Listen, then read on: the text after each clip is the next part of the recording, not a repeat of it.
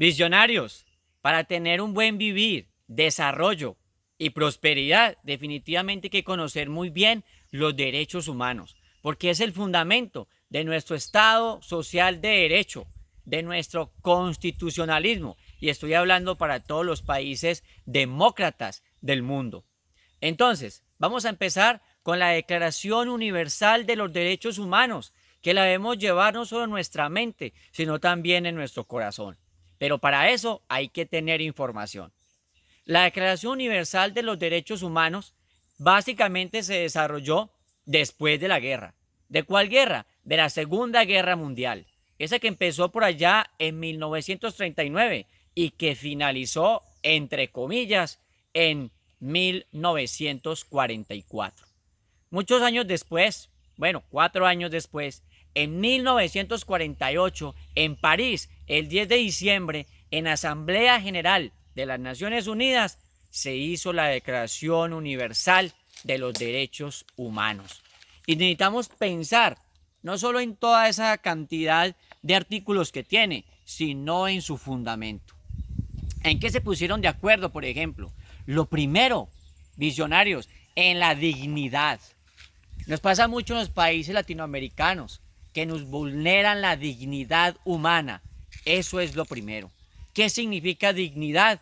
Pues la posibilidad de vivir bien como un ser humano, que nos respeten la razón, nuestra conciencia, que también nos respeten nuestras libertades individuales y nuestras posibilidades de libertades colectivas.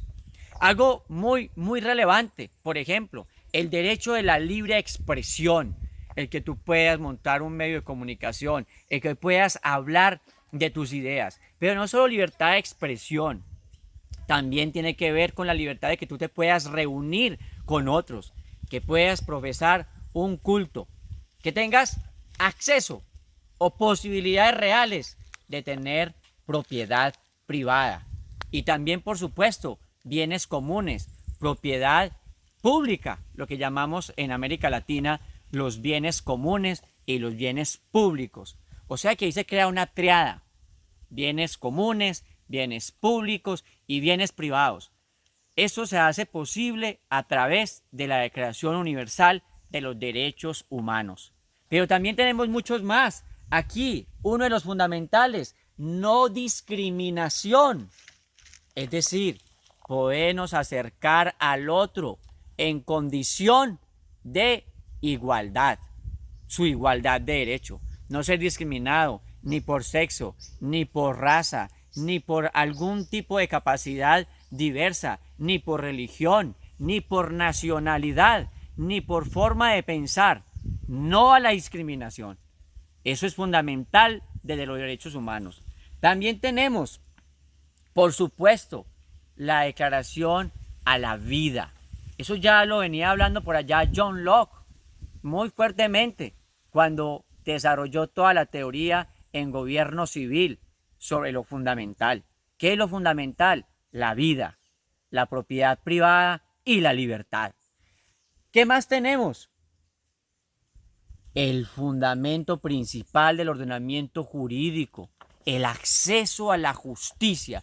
Esto es fundamental, el que tú tengas protección por la ley, el que tengas seguridad jurídica.